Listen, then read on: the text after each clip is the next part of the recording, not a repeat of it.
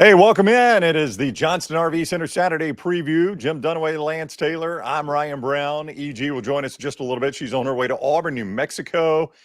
We've got a lineup today. All right, we got a lineup, Dunaway. I'm not going to sell them. It's a lineup though. Were you not entertained last night, Brownie? I was. Well, I was not entertained because I had the Brown Bandit had Arizona in the upset special there, and that fell apart already. But I'll tell you, Lance and Jim, UNLV is a pretty good football team. I mean, they went to that soccer stadium and beat Kansas. Kansas is a disappointing 1-2 out of the chute here. It's a pretty good little UNLV team. I like the way they play. Yeah, the quarterback, I mean, he's tough, gritty, way too many quarterback draws. I mean, it's just nonstop, 3rd and 7, 3rd and 11, it doesn't matter. And Ricky White is a big-time receiver, 3rd-team All-American for the UNLV Running Rebs last year off the 8 wins. Got to get him more involved. But outside of that, can't have any complaints. They were down 14-3. They're able to come back. We had the Running Rebs plus a 9.5 last night. I said it after watching them week 1 against Houston that I felt like they, and I don't know if you guys remember this, I said they will beat Boise State. I think UNLV could be this team that is the Group 5 rep. I think they're going to get votes in the AP poll this week. I don't know how you guys feel about that. But Barry Odom has done a hell of a job in his second year from year 1 to year 2. The former Missouri coach, Arkansas defense coordinator. It's a good team, no doubt. They were 39th in voting last week. They had votes last week even. They had more votes than North Carolina, more votes than Cal, more votes than BYU, TCU, and UCF. So they are already getting votes, some national recognition. They may sneak in to the bottom of the top 25. They may replace Northern Illinois. I'm with you. I don't see how much longer Barry Odom's there. I can't imagine anybody who's done a better job than Barry Odom with what he has when he got there. I know the guy before him. Who was the guy before him? He did sort of a good job of setting the table. But I think it was was it Danny Gonzalez? No, it was the guy that came over from Gorman Bishop.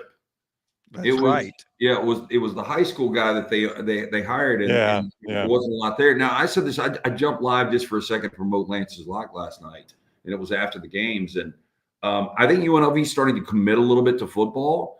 And, one of our listeners brought up, they could be one of these focals. You said this earlier, Dunaway, you've got 6 teams now in the newly formed Pac-12. You really need to get that thing to 8. UNLV could be one of those teams, and you just wonder if Barry Odom is a Bruce Pearl at Auburn basketball where he was given another opportunity and is loyal to those guys. I'm sure Barry Odom's got plenty of money. He got plenty of money to go away from Missouri. Yeah, the latest on that is if Cal and Stanford do not want to join, and maybe even if they do, Memphis apparently could be interested. Tulane apparently could be interested. You mentioned UNLV there. They start to build a nice little conference there. Well, the problem with them in the Pac-12 is they don't have state in their name. Every other team in there, Oregon State, Washington State, Boise State, San Diego State. Memphis can add it back. Memphis State. Okay, Memphis State, yeah. Yeah, so a lot of Barry Odom talk early, guys. Ernest says, why again did Barry Odom leave Missouri? Missouri asked him to leave. Yeah. And this is one of those rare where it worked out best for everyone, I think. Like, it was just kind of stuck in mud with him at Missouri. It looks like Drinkwitz is working out at Missouri. And it's working out for Barry Odom. So this is one of those rare moves where it looks like it kind of worked for both parties involved. Yeah, I think the problem for Barry Odom is he followed Gary Pinkel, a guy that had Missouri ranked number 1 late in the season back in 2006. Which one is that? Which one is that? I can't have chili in the office. Bullet is the only one that behaves. He was just trying to get my lap there for a second. Oh. Yeah. So 2006 was a period there, or was it a bullet point, or was it a period? Because of the dog. I got you. Was at the end of the sentence? No, I was just, Gary Pinkel had really, if you look back at an incredibly historic run for Missouri football. And that's why, I wanted to see Drinkwitz be able to back this thing up. Big game today in Columbia. But Pinkel did such a good job. Barry Odom was basically coaching 500 football, and it wasn't good enough. Pavlik, how about this with his craziest stat he heard last night? UNLV has never been ranked.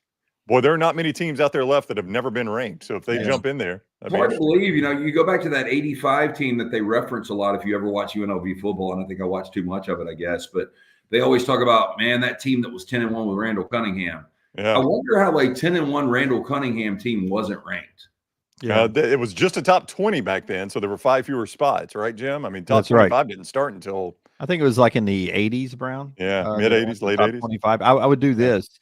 I would tell you just by, tougher league by comparison. We had the stat on the next round one day.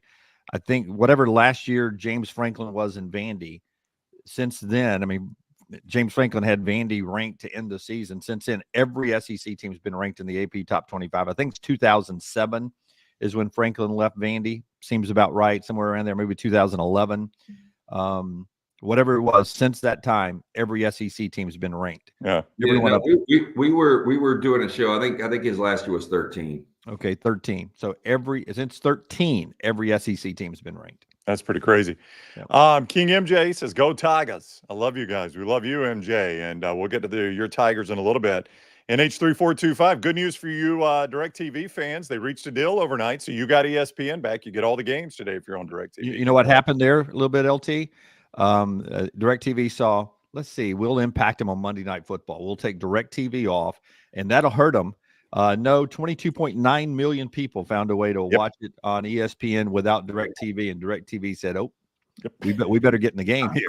I've never, and you guys know this, well documented for decades, my disputes with DirecTV, but the simplicity of DirecTV compared to all of these different avenues. Like last night, Jack wanted to watch his show, and I've only got Peacock set up on 2 TVs. Again, I don't understand how you don't set it up on one, how it doesn't set up on all, but you manually got to go in there, and then every now and then I'll get kicked off YouTube TV.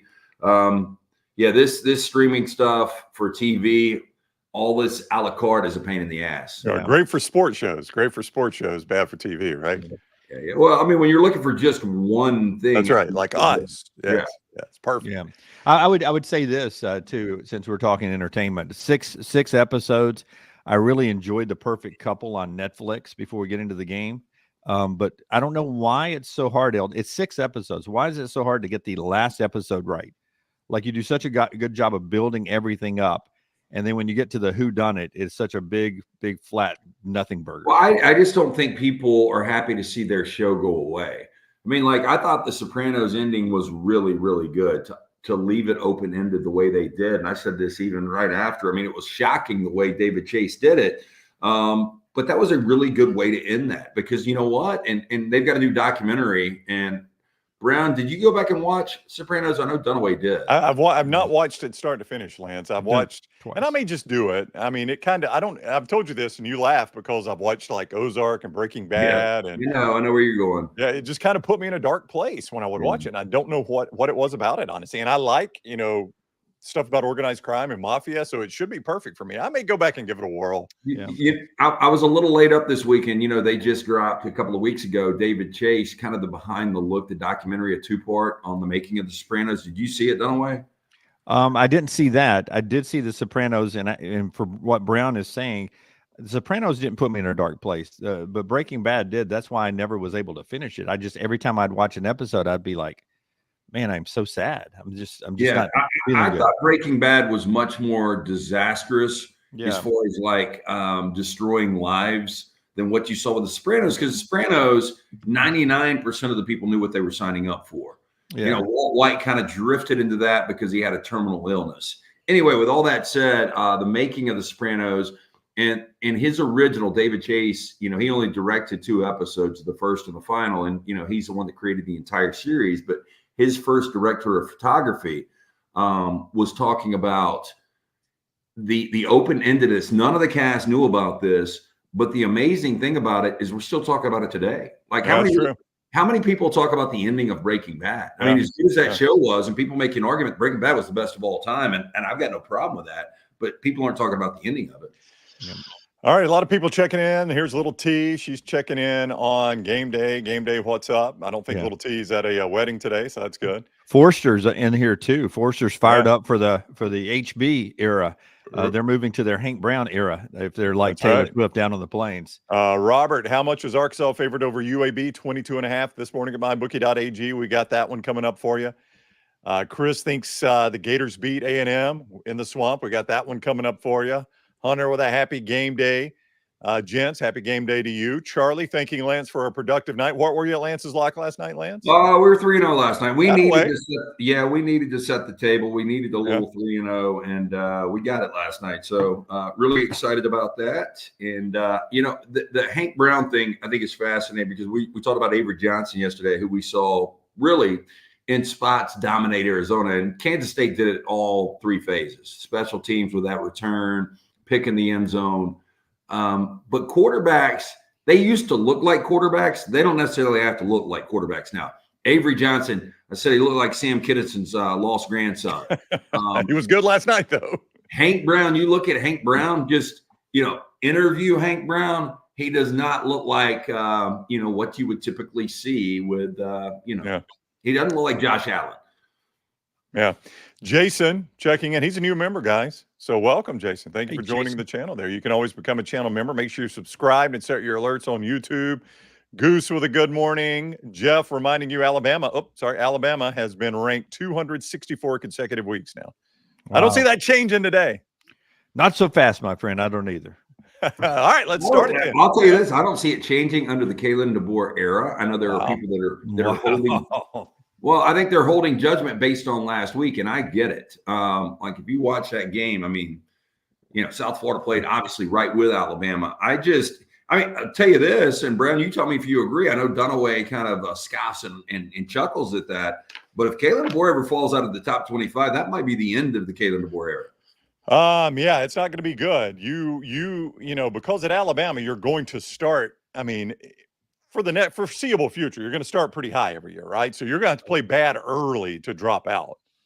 I don't foresee a scenario where Alabama doesn't start in the top 10 for the next 2 or 3, 4 years at least, if not more. Yeah, right? And if you were to start outside of the top 25, that means you probably finished outside of the top 25. And I think Kalen DeBoer, only in his third year in a Power 5 or Power 4 now, I think he's earned enough equity just believing, hey, in year one, he won 10. In year two, he won 13. Now he's got Alabama. Like, I think his brand will be one of these that we equate with back in the day, Nick Saban, Kirby Smart, Pete Carroll. They just reload. They restock. It doesn't matter what they lose. Let's see. Here we go. Austin is watching us live from Madison, Wisconsin. Hello, game day, Austin. Man. Tide's already at the stadium. Tide's already at the stadium. Game day, big noon kick. Let's start it there on the Johnston RV Center Saturday preview. JohnstonRVCenter.com. I-65 exit 304 in Coleman, 334 in Decatur. You can get travel trailers as low as $159 a month right now. Fifth wheel savings as high as $45,000, starting really at $45,000. So go see America this fall with Johnston RV Center, I-65 exit 304 in Coleman, 334 in Decatur, JohnstonRVCenter.com. Also great tailgate today. Jimmy D with our friends at Champy's World Famous Fried Chicken. Yeah, first of all, let me say ballsy move by you with the audience tuning in, wanting our hot take Hank Brown reaction. You're going to lead with the Tide. I like that. I like the way you go against. We talk some Hank a little bit there. Hey, I don't care who's quarterback in Auburn. You could bring back who are some of the worst quarterbacks we've seen over the last few years, and there's been some bad ones.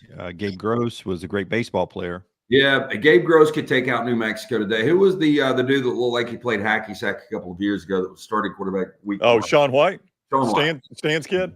Yeah, I don't know. Yeah, I don't know any of these guys that couldn't beat this New Mexico defense. Okay, we'll get to the gamble that is what Hugh Freeze is trying to do today. He's trying to pull a Saban. Nobody wants to hear that. We'll get to that hot take in a moment. I will tell you that Champy's Chicken, it is a given, great food. I love it so much.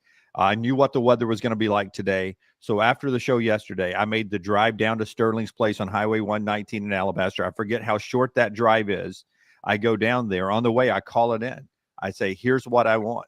And this is what I ordered. I said, give me the family pack that feeds 9 pieces of chicken, 2 deep fried, brined overnight. Sides, 2 big sides, went potato salad LT and the baked beans. I got 10 chicken wings, a pound of chicken wings, the sweet heat, the pound of chicken wings, buffalo, and I got an order of tamales, 5 of those, and I'm ready to roll. Had that for lunch yesterday, had it for dinner last night, lunch today, dinner tonight, all at Champy's Chicken. That's just, you can get a lot more to take to your tailgate. They're the tailgate champions at Champy's. They've been named after champions, right there on Highway 119 in Alabaster. Go say hi to Sterling and the crew. All right, big noon kick. Hey, listen, I'm just going to go ahead and tell you, Lance'sLock.com, he's got two 11 o'clock plays. This is one of them. You've got to play on Bama, Wisconsin, Lance. 11 a.m. kick, boy. We've talked a lot. Here's the way I felt, Brown. I got to get a little background to this. I've been eyeballing 3 11 o'clock games. I decided to go with 2 of them. I told myself if Friday the 13th, because I know you're not superstitious. I think that's right. I'm a little stitious. I'm a little stitious. I said if I had a really good Friday the 13th, it was going to propel me into these early 11 o'clock. So there we go. Okay. All right. So you're Friday. Okay. Can I just say, Brownie, about LT here? Because on the show, it is one of the most uttered phrases in 15-year history. Commonly I stay away from the 11 o'clock. You're like the guy who says, I don't like blondes. And then all of a sudden we're down at the floor of Bama and over in the corner, who do I see with a blonde? You. I mean, that's what happens. You're not that. I'm just using that as a weird analogy, but you don't like 11 o'clocks, but my God, if you're in the right situation and it's closing time, you'll take that 11 o'clock. Well, here is fact. I went from a blonde on Thursday to kind of a copper brunette. So a little hair change. Yeah, when I've got an audible on the fly, I'll audible on the fly. Look, it's a stupid superstition of mine, but for whatever reason, kind of got past it last year, but we started 0-1 this year. So we haven't touched one since week 1, but yeah, we're on 2 this week. And we've got 13 total plays. We've got 11 sides. We've got 2 totals coming off of 3-0. $100 gets you everything. And we've got free play up and available right now at Lance'sLock.com. I love one of the 11 o'clocks. Loved one of them. All right. Alabama, 16-point favorite. The total of 49. We've talked a lot about this game. The fact that Wisconsin is trying to pass the ball now, and they don't do a very good job of that. And they don't do a very good job of running the ball anymore. So what is their path to victory in this game, Dunaway? To me, for Wisconsin, they've got to find an identity. I think the only way they win this football game is if they are one of those teams that have kept it very vanilla, and all the Wisconsin people that cover them, that they've been given hints that they have been holding things back as they've gone through these 2 fairly close contests to start the season off. And that Phil Longo is going to bring out some wacky stuff on the offense, some trickeration. Even Urban Meyer was talking about this last night on the Fox game at halftime from Madison, that he believes that they'll have some trick plays up their sleeve to try to catch the young Alabama secondary, taking some eye candy and beating them over the top. And then Alabama's got to, self-destruct like they tried to do last week. 13 penalties, 120 yards. If you get a young secondary that bites on a couple of eye candy touchdowns, long give up touchdowns, and you go out and give 120 yards and 13 penalties and 3 turnovers again, that's how Wisconsin wins the game. All right, Brown, honestly, if Alabama has 13 penalties and 3 turnovers like they did against South Florida on Saturday night, and Tyler Van Dyke plays clean football, I think this could be a really interesting game. I just think Alabama really tightens it up. Yeah, I think that's what the interesting thing to me is seeing if this offensive line is whole. If this offensive line is whole, I think for the first time this year, we'll have a good representation of what this Alabama team can be on offense. We've seen them on defense play whole, but we'll see what they can be on offense, and that fascinates me. LSU is at South Carolina. Game day is there. It has been raining a lot, so this could be a weather game. Another game Lance has played at 11 o'clock LT. This morning at MyBookie.ag, South Carolina, a 6-point favorite, a total of 48, ABC, 11 a.m. game for this one. Right. Who would have thought, LSU is dropped to, where are you seeing MyBookie.ag right now? -6? 6, yep. LSU -6 is the favorite at MyBookie.ag. If I would have told you guys before the season, and look, and I think this is a big year 3 for Brian Kelly, and we're still unknown how good USC is and how good LSU can be. But if I would have told you within the first month that you could get LSU at -6 or below against both the USC of the West, and I don't even want to call them the USC of the East in South Carolina, that seems like good value, doesn't it? It does. Yeah. It does. And look, they struck out opportunity 1, and now game day is in Columbia for the first time since 2014. Garrett Nussmeier with 8 touchdown passes, the most right now in the FBS, will make his first career start on the road in another opponent's stadium, which is, Williams-Brice. Yeah, in this game, and this is the one I really like. I don't know which way LT is going or whether he'll like me saying this, but South Carolina's strength on defense, edge rusher. They got a veteran, they got the young super freshman, but that's what South Carolina can bring at you defensively. LSU's got great tackles, a really great offensive line. They got great tackles. And then for them to be successful, Lenore Sellers has got to run the football a little bit. And to me, that's where Harold Perkins will come in today.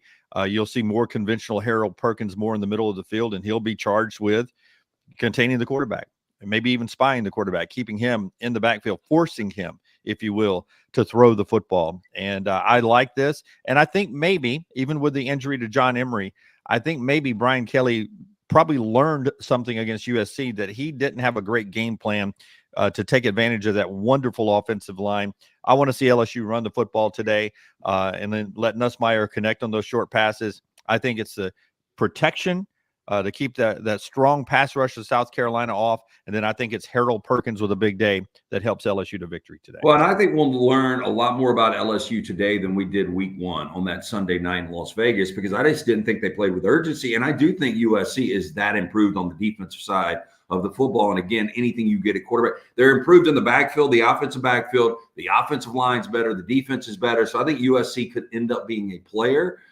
This is a bigger test for me for LSU in the fact that South Carolina, I don't care what they did last week, South Carolina's not very good. Yeah. And if LSU doesn't go in there and really take care of business today, if they struggle with South Carolina on the road, it could be an 8-4, 7-5 type season in Baton Rouge. I feel you. Ashley leading ahead, reading ahead in the script here. Ironic that Memphis will be the reason Norvell's seat gets hot. Is it beginning to figure out how to get rid of him? I don't know if that's the case. You just signed that big deal. Boy, I will tell you, we do live in a world now when you make that kind of money, how the expectations and the leash is so short. I mean, basically game to game. I mean, this is a guy that was 13-0 last year. If his quarterback doesn't go down, he gets into a college football playoff, which buys him 2 or 3 years. And now he's behind the 8 ball already. This would be disastrous. And look, they're only a 6.5-point favorite, and it is ironic that he's going against his former team. And I really don't know how good Memphis is. Seth Hennigan is a really good quarterback. They've got a really good running back, and Mario Anderson, I think is the kid's name. But look, even if he was to lose this game, this guy can't be on a hot seat. I don't think he can either, but 0-3 screams maybe last year was the outlier. And we're changing quarterbacks at Auburn today. To me, who's number 2 at Florida State? Are you going to go into this game still with DJ Uiagalelei coming off of a bye week? Is he still your guy? Is there nobody at QB2 down there? If anybody deserves to make a switch at quarterback, I think it's Florida State after the first 2 weeks. If they go in with DJU today, then I think every game all year long is in play, because he can be that average or bad. Yeah, you a game. I think he is good enough where he should be able to win you football games, though. That's the thing. Like, who's a better quarterback, Peyton Thorne or DJU? DJU. Yeah, I think it's very close, but probably DJU. Yeah, and I'm just saying he's got a lot of experience. That shouldn't be the excuse for them losing to Georgia Tech and Boston College. And I know he's been bad. There are other issues with this Florida State team, though. And my thought on the DJU is Mike Norvell is going to have to get this right. I don't know if he's got a quarterback that is even close to DJU. I assume they paid him a lot of money, not Cam Ward money, because I think anybody would have gotten Cam Ward over him. But maybe they've got an investment and it's kind of a wait and see, but they don't have any more time to wait. I mean, they're not only 0-2, they are 0-2 in conference. Yeah, Florida State is 6.5-point favorite this morning. It's going to be a tight game down in Tallahassee. I wanted to play them. I don't know how you guys feel. I think Florida State after the bye. I do think they bounce back. It's Memphis. Yeah, take care of Memphis. That's a problem. Cornered animal. Feels like the cornered animal game there, Dunaway. Total of 54, 11 a.m. on ESPN. Memphis, look, I want to say, I think they're up 21.5, Florida State. Yeah. Memphis was my play to be the group of 5 playoff team before the season started. I thought they would have a chance to ambush, be a double-digit underdog in this game against 2-0 Florida State. The worst thing that happened to Memphis is that Florida State is 0-2, to your point, Brownie. All right, one more early game, another game. Lance is playing not technically an 11 o'clock game. This is 11:45 game, but BC is at Missouri this morning at MyBookie.ag. Missouri, a 14.5-point favorite, total of 53. SEC Network game for this one at 11:45. I mentioned, Lance, you got to play on this one at lanceslock.com. This is a little bit, I think we all, whether you think it's going to be a good game or not, we all think of BC a little differently after seeing what they did, I think, in Tallahassee in Bill O'Brien's debut there, don't we? Yeah, look, I think BC is a good, solid squad. They won 8 games last year. Castellanos is a quarterback that is very dynamic. I think Bill O'Brien came in and was able to sell these kids on, look, nobody thinks East Coast football is good. Nobody thinks you guys are any good. This is year one. They think we're going to be maybe the worst team in the ACC. I don't know how far that travels to Missouri. I think Missouri is a good team. I didn't think Missouri would be this good. Now, they haven't played anybody. But when you don't allow a touchdown through 2 games, and when really maybe the most electrifying player in all of college football hasn't been involved in the offense, and Luther Burden, I've said it all week. I think Missouri pops them here. And I've heard so many people say, I cannot believe how big this number is. There's no way Missouri gets home here. I just think Missouri top to bottom is a much better team. Now, with that said, I played Florida State over Boston College. I just don't see this Boston College. Now, if Boston College wins this game, I do believe people will start to equate them to what we saw in 2022 with TCU. First-year coach and Sonny Dykes, experienced coach. A quarterback that we've seen flashes from in the past that's been around for a while, Max Duggan to Thomas Castellanos. I think that will be the comparison if they are able to pull off the upset. I don't think they are. Free play, I'll just hand you. I think Missouri walks them off the field. Yeah, and we had 2 ranked games this week. This was one of them, and then last night was Arizona and Kansas State. And I think this one turns out a lot like that one as well. I would like Missouri as well, mainly because if BC is to be effective, Thomas Castellanos has to use his legs. He has to be really good at that. And I know it's hard to say this, but Missouri consistently puts out a pretty good front 7 on there. I don't know if you can run on this team like Castellanos did on Florida State. I like Missouri too in this contest. Johnston RV Center brings you the show. You go see American and RV from Johnston RV Center, I-65, exit 304 in Coleman, 334 in Decatur. They are always online, johnstonrvcenter.com. And they've got that RV warranty forever. Lifetime warranty on anything new and previously owned that qualifies with RV warranty forever. See more, johnstonrvcenter.com, johnstonrvcenter.com. All the lines are given here from MyBookie.ag, code NEXTROUND when you sign on at MyBookie.ag. You get that sign-on bonus because when you make your initial deposit, they're going to double it. You play with that right away. So get ready for week 3 of college football and continuing week 2 of the NFL. Right there at MyBookie.ag, code NEXTROUND. Bet anything, anytime, anywhere. MyBookie.ag, code NEXTROUND. Also Dunaway, Champy's world famous fried chicken. I just want to save the graphic a little bit on the BC-Missouri game. BC and Georgia Tech also, though, the way they play, they do shorten the game.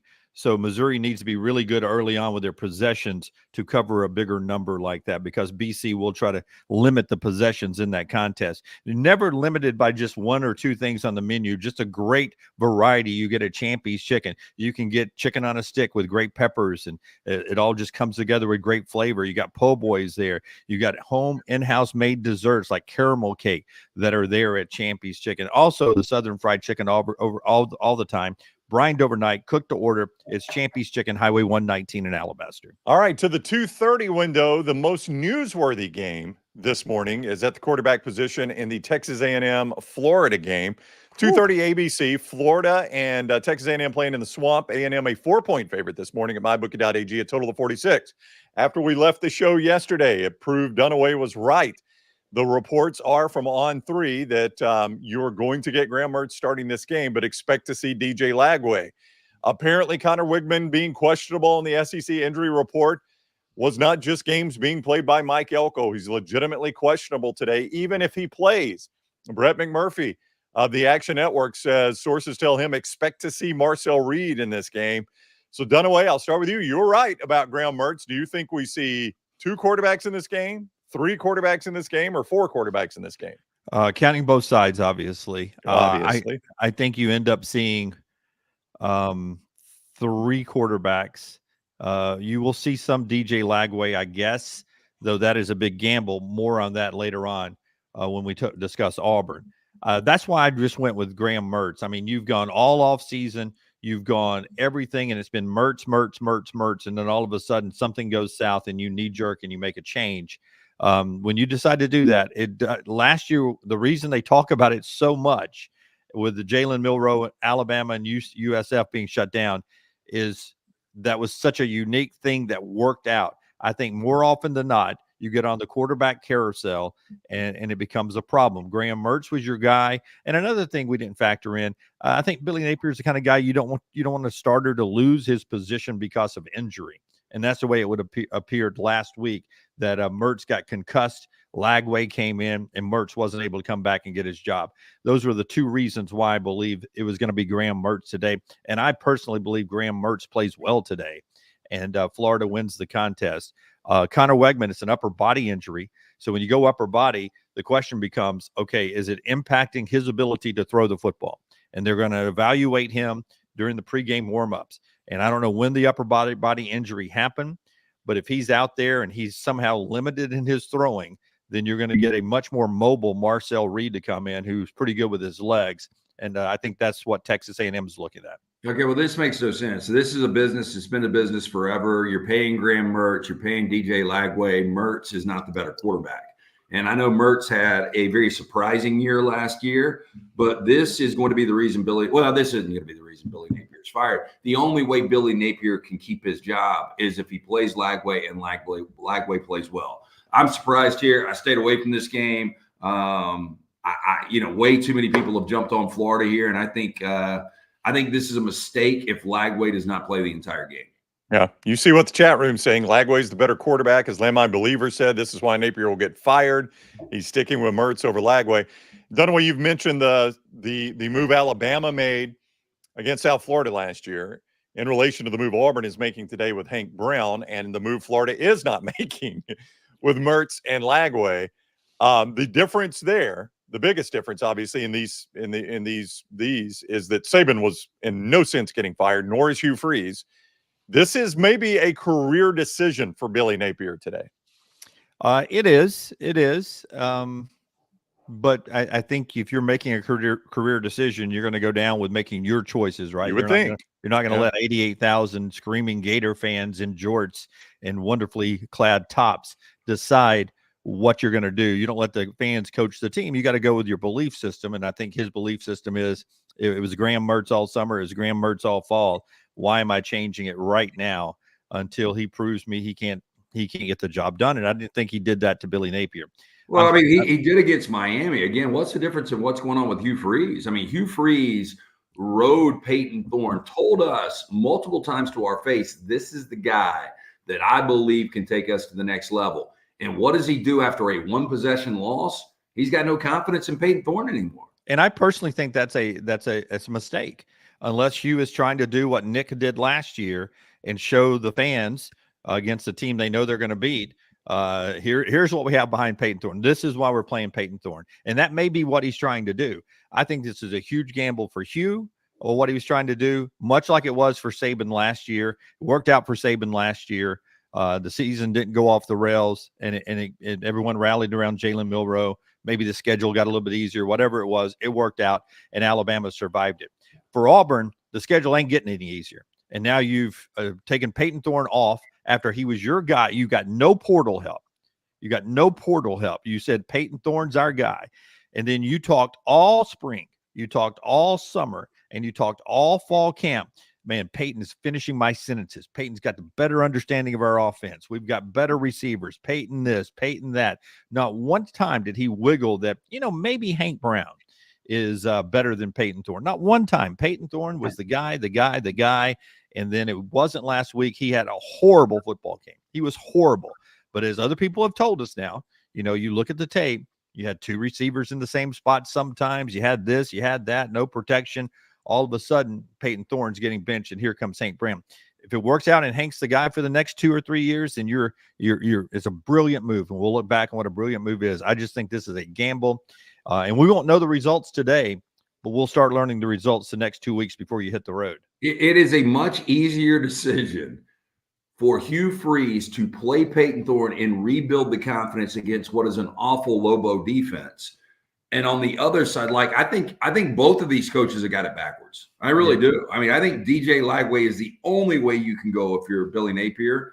And really, I think Peyton Thorne is the only way you can go right now if you're Hugh Freeze. Now, maybe it works out both ways. Maybe Mertz plays incredibly today, and you're right. A&M goes into Florida, gets beat. And then on the flip side, maybe Hank Brown plays incredible. But, if I was doing it, I'd do it the other way around. I would too.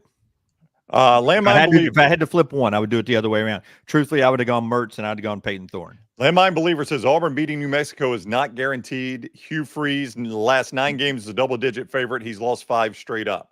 Clean read, so Scott can edit this one easily, okay? If Auburn loses this game today, I will allow Dunaway to submit an animal and Lance to submit an animal, and the audience can vote on which one I eat. Mm-hmm. Oh, he's not going to like what I submit. There is no way. There's no way. Like New Mexico State was one of those weird games in season before you get to Alabama. It was year 1 under Hugh Freeze. A lot was undecided. That was still shocking the way New Mexico State won that game.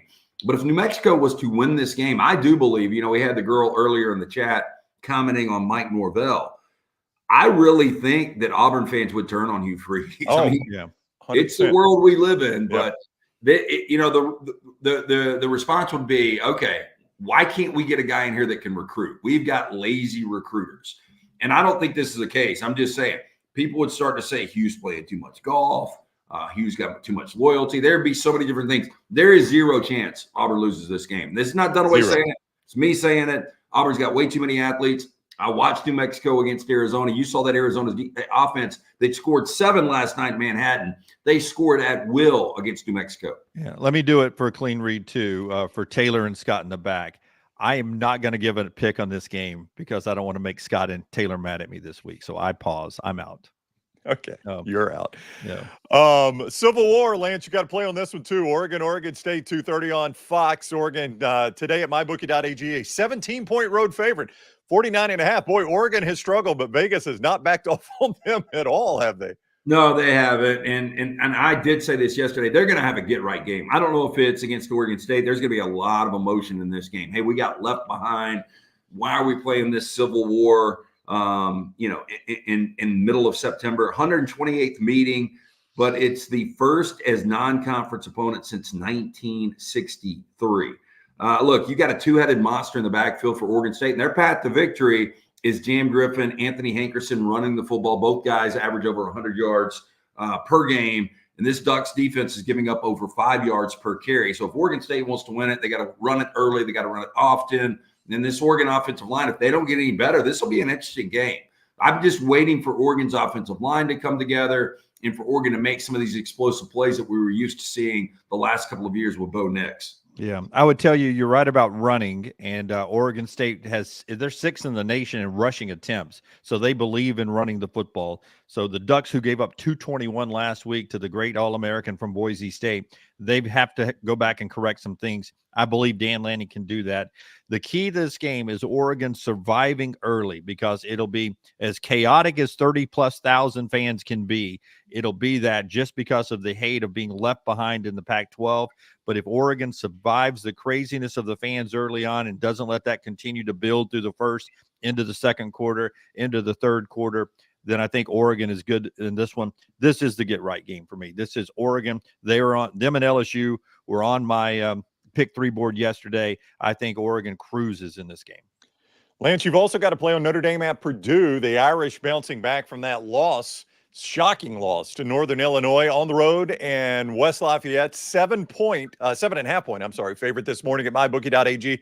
Total of 47, 2:30 CBS game for the Irish at the Boilers. Yeah, Notre Dame, now I don't know what to really gather from week 1 in College Station. They were dominant that entire game, and it ended up being a tight game, and you could look at a couple of different reasons for that. Riley Leonard, how healthy is he?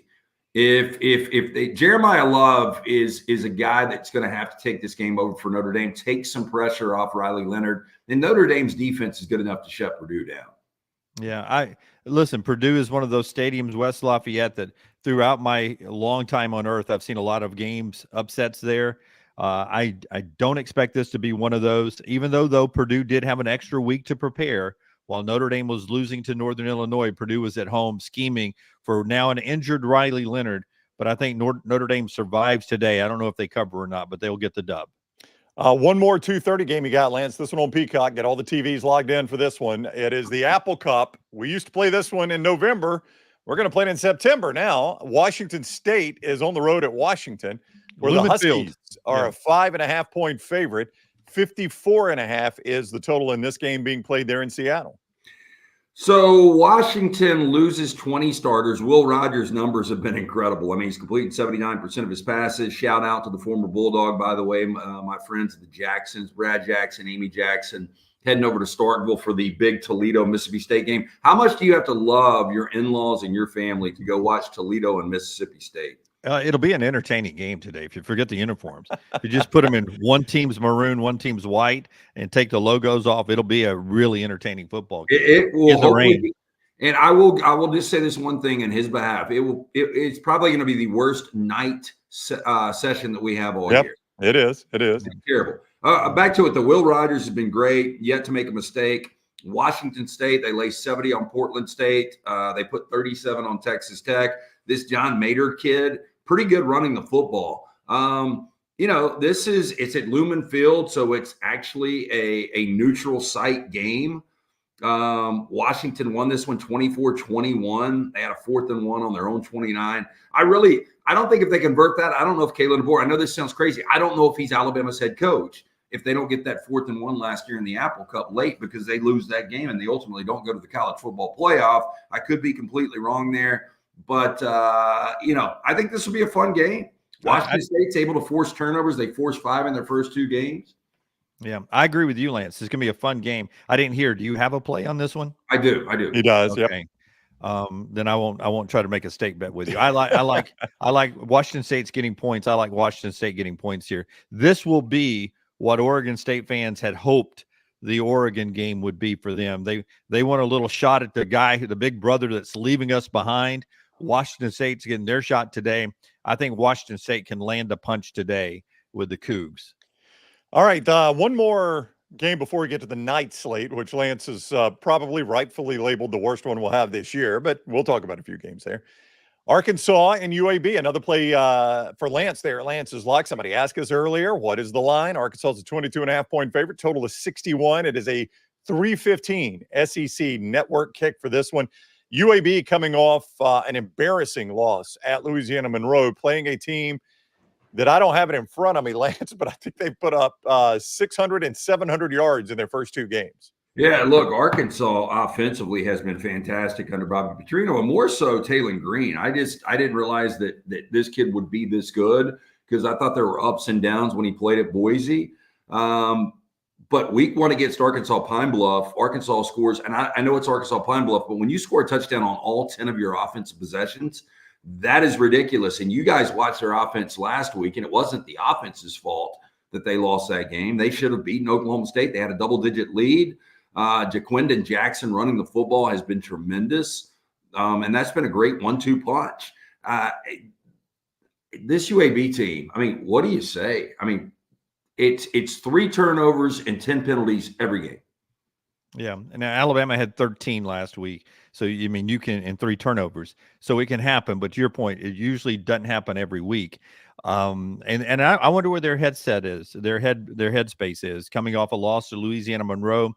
UAB, I believe in their heart of hearts, believe they should beat ULM 9 out of 10 times, 10 out of 10 times probably. They feel like they're a better football program than ULM is. The nation would tell you that ULM was 134 or 133 in the country when the season started, and you lose that game on the road. Now you go to play Arkansas. I don't know if they can control Taylon Green today.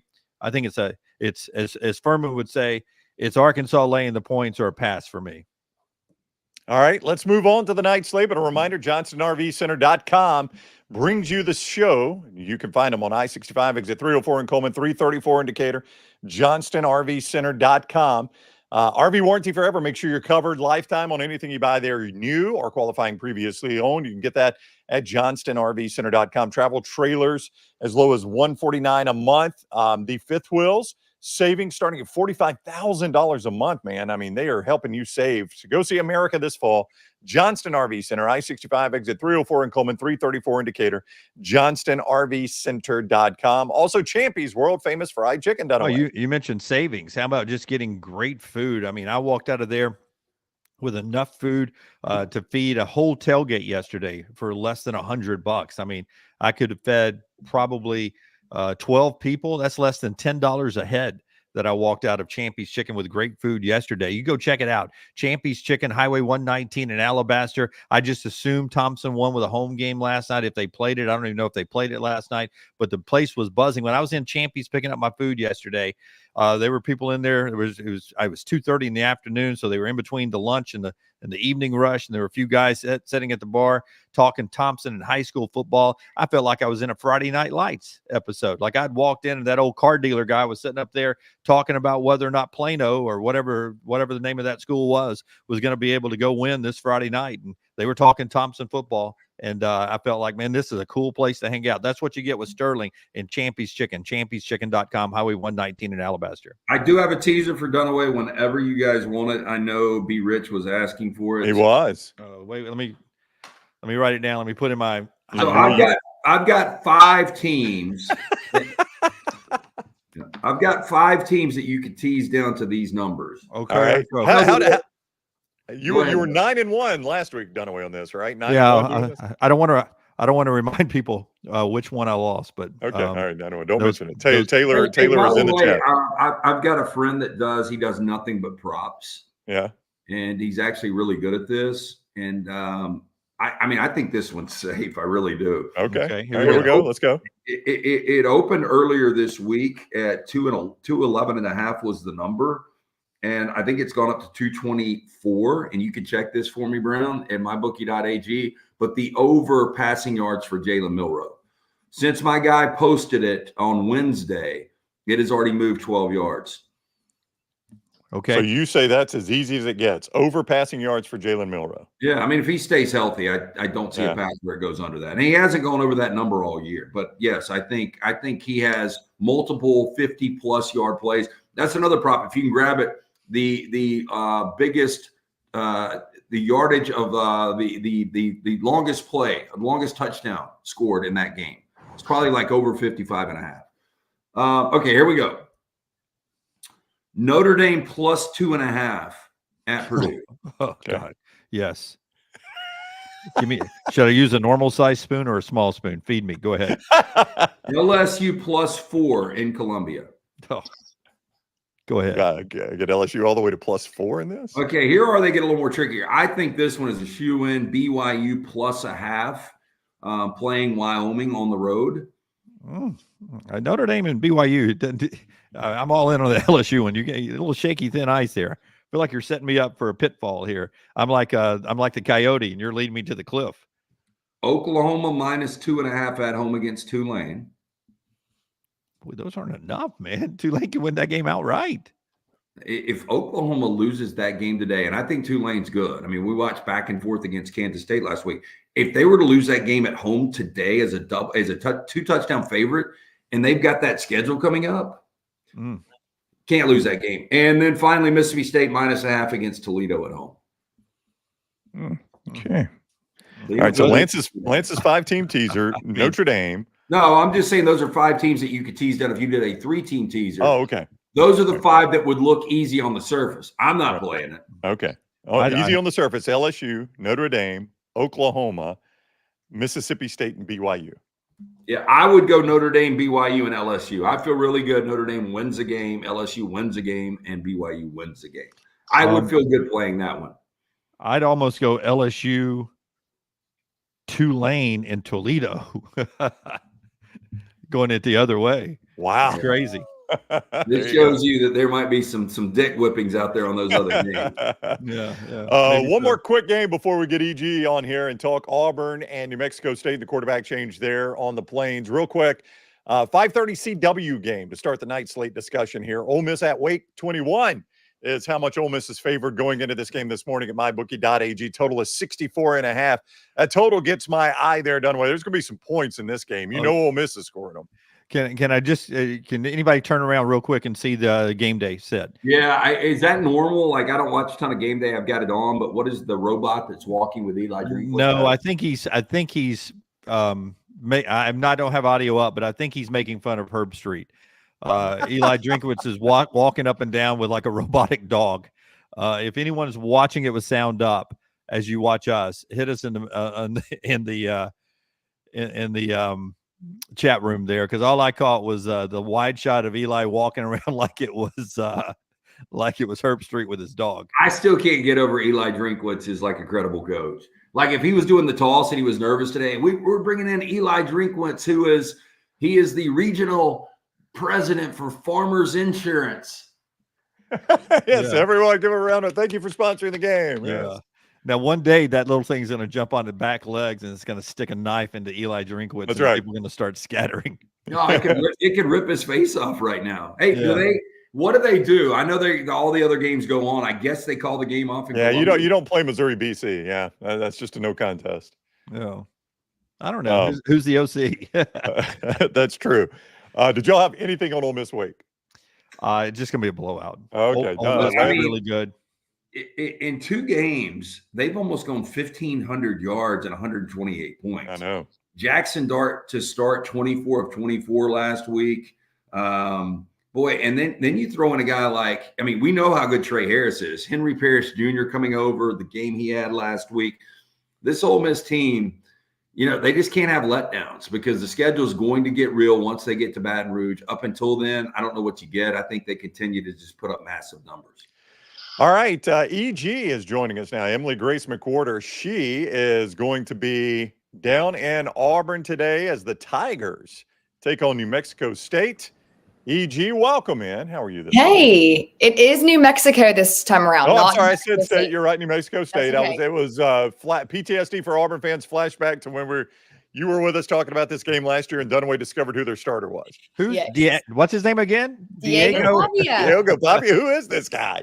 We are big fans of him on this show. Hey, and by the way, EG, he would be starting for the Auburn Tigers today. I don't even think it's close.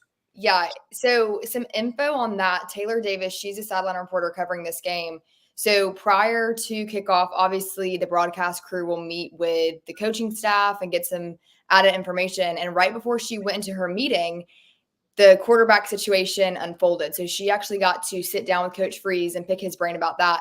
Apparently, the process was Coach Freeze and the staff put together a series of cuts from the Cal game and showed that to both Hank and Peyton. And the answers about situational awareness and scheme, et cetera, fit more with Hank. And he did say that Hank has better accuracy and arm strength compared to Peyton. He isn't as mobile, but that was kind of some of the decision-making that went into benching Peyton this weekend and starting Hank. Can I just say real quickly, it's easy to have situational awareness in that quarterback room when you're looking at it on a monitor than it is when you're dodging defenders coming at you because your offensive line is struggling to block. So if Peyton's there trying to explain to them why he saw this and Hank's there giving you the correct answer, who was an A+ driver on that little simulator you do in driver's ed? This guy. Who doesn't drive well on the street? This guy.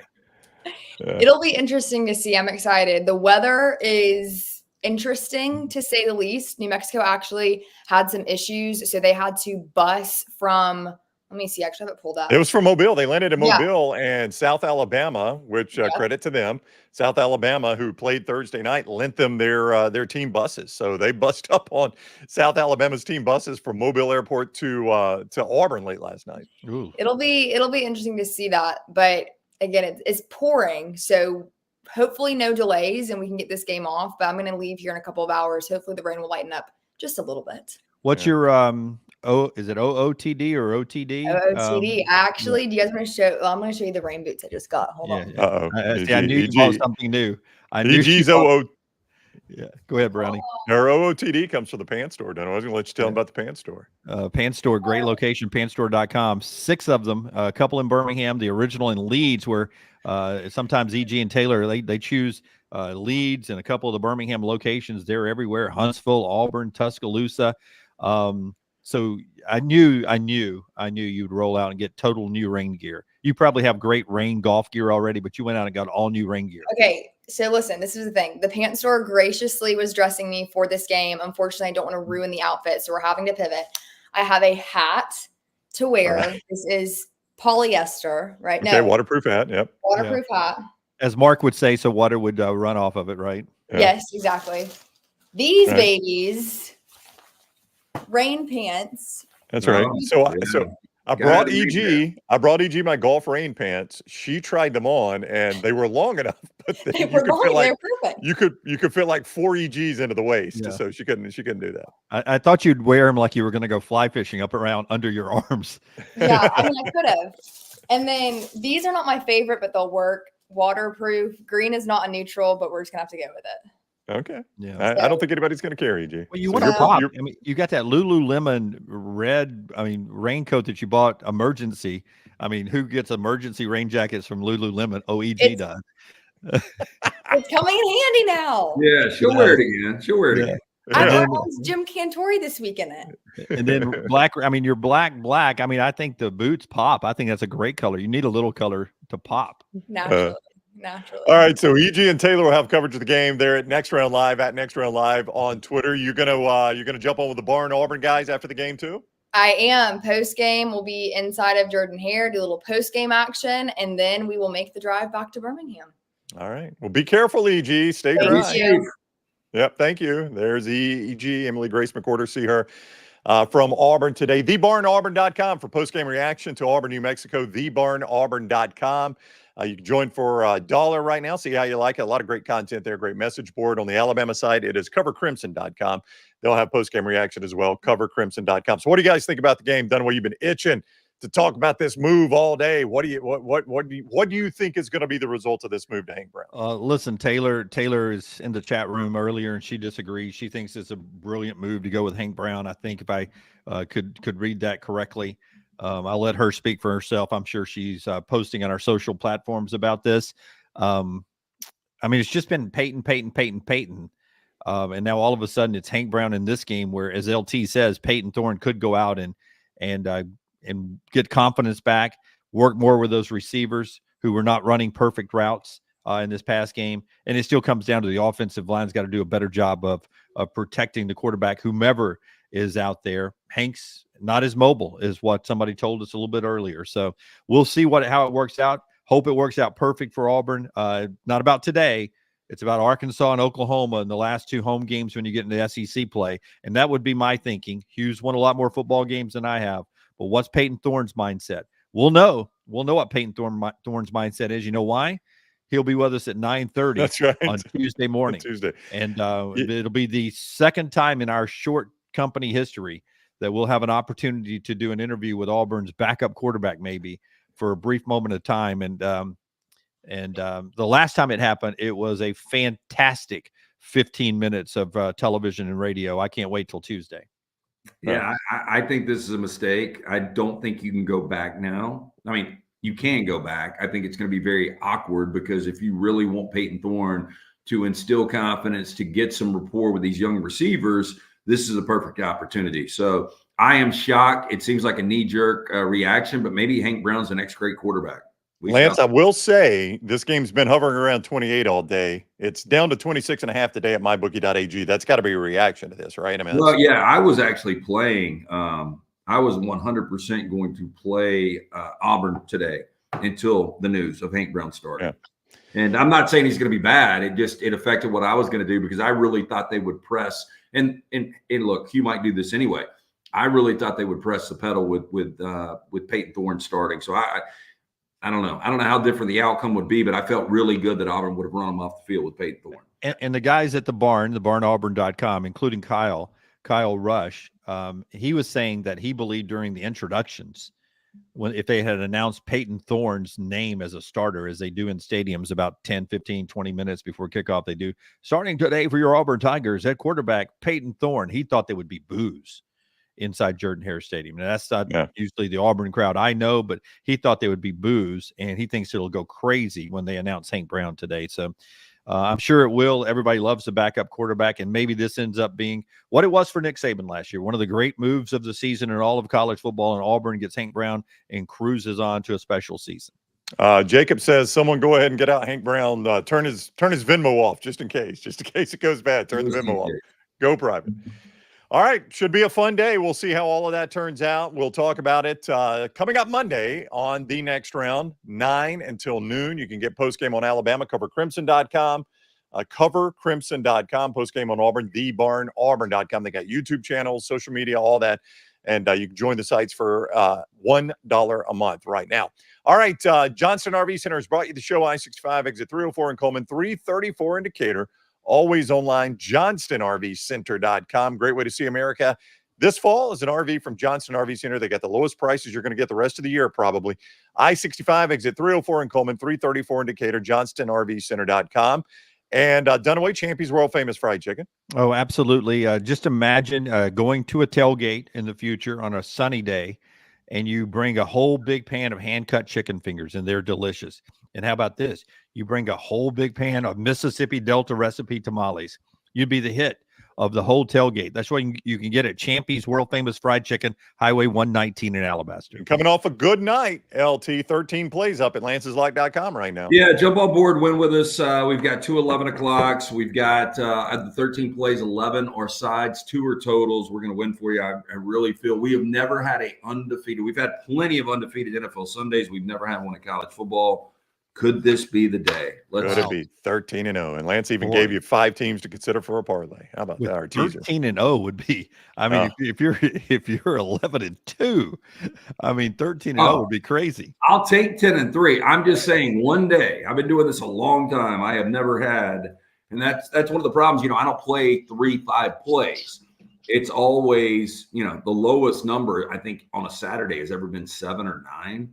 Yeah, but you know, one day. One day, there's always that hope. Yeah, I would say if I went to a service, I wouldn't want somebody who only gave me 2 or 3 plays. I'm watching 4 different TV windows all day long. I want some plays. I want some plays. So I like the way you do that. Yeah, you can get them, play them, MyBookie.ag, code next round to double that sign-on bonus. MyBookie.ag, code next round. Enjoy your football Saturday. We'll talk with you about it Monday morning, 9 o'clock on the next round. Everybody have a great day.